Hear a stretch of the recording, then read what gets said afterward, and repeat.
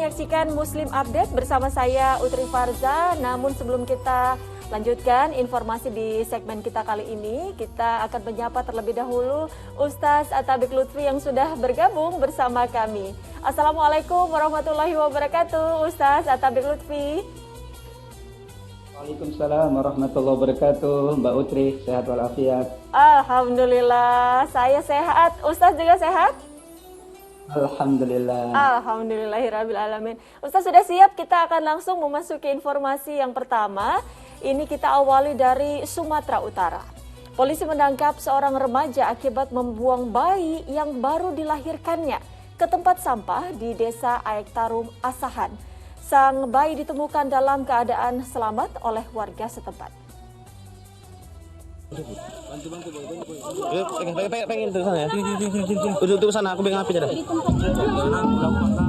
Warga desa Aek Taruma Asahan, Sumatera Utara mendadak geger atas penemuan bayi perempuan di tempat pembuangan sampah. Bayi malang itu pertama kali ditemukan salah seorang warga yang kala itu hendak pergi ke kebun. Untungnya meski berada di antara sampah dan genangan air, bayi tersebut masih hidup dan langsung dievakuasi ke sebuah klinik. Tak berselang lama, petugas langsung menangkap sang ibu pembuang anak. Remaja 17 tahun itu tega membuang si buah hati 3 jam setelah dilahirkan demi menutupi aib atas hubungan gelapnya. Motif dari pelaku membuang bayi yang baru habis dilahirkannya ini adalah untuk menutupi kehamilannya selama ini. Di samping itu juga bertujuan untuk membuat bayi itu meninggal dunia. Jadi agar kehamilannya selama ini tidak diketahui orang lain. Atas perbuatannya, kini tersangka terancam hukuman 15 tahun penjara. Petugas juga tengah memburu kekasih pelaku untuk menuntaskan kasus ini. Tuti Alawiyah Lubis melaporkan dari Asahan, Sumatera Utara. Astagfirullahaladzim, kita lihat baru saja Ustaz dan juga pemirsa informasi yang tentu saja kalau kita melihatnya, kita merasa sang ibu begitu tega, begitu melakukan hal tersebut kepada bayinya sendiri yang baru dilahirkan. Ustaz, bagaimana menurut Ustaz seorang ibu membuang anaknya untuk menutupi aibnya karena hasil hubungan gelap?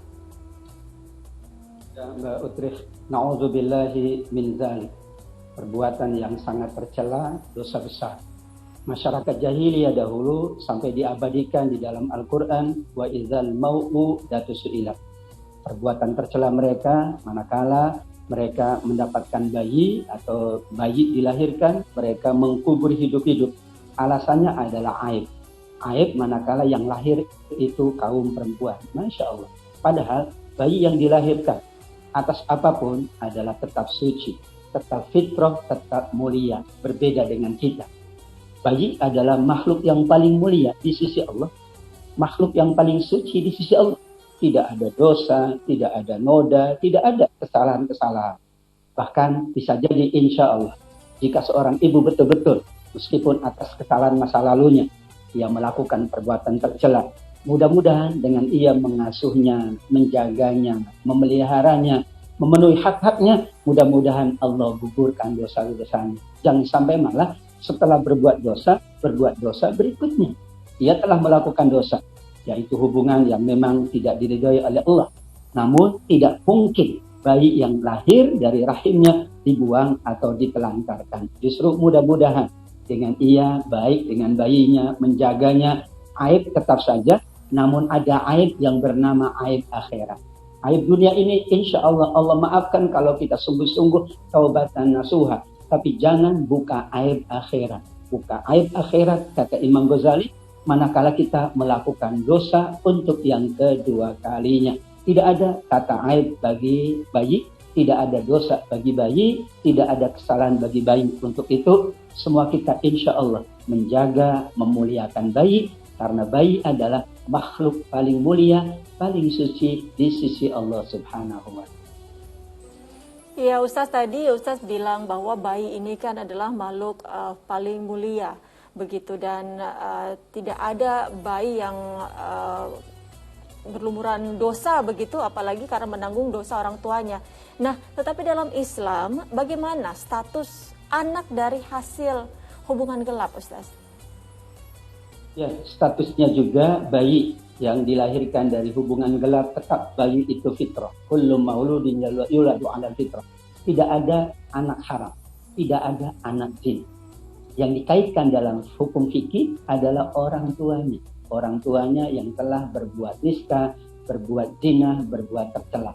Tapi tidak boleh kemudian itu dilemparkan kepada anak. Tidak boleh disematkan kepada anak. Maka ini adalah sabda Nabi. Semua yang dilahirkan dalam keadaan bayi adalah suci, adalah bersih. Meskipun maaf, sampai manakala dua orang tuanya tidak beriman, dua orang tuanya adalah melakukan perbuatan nista, tapi tidak ada kata anak zina, anak haram. Zina adalah perbuatan orang tualah yang akan menanggung. Namun karena ia sudah dikaruniai oleh Allah anak, maka ia wajib menjaganya, merawatnya, membesarkannya, insya Allah. Nah Ustaz, bagaimana hukumnya di dalam Islam jika menikahi seorang wanita yang sedang berbadan dua, dinikahi begitu oleh lelaki yang telah menghamilinya atau bukan lelaki yang menghamilinya? Ya, ada dua pandangan dari para ulama, karena ini kan dalam rangka menjaga hubungan baik, menjaga kehormatan, termasuk menjaga bayi.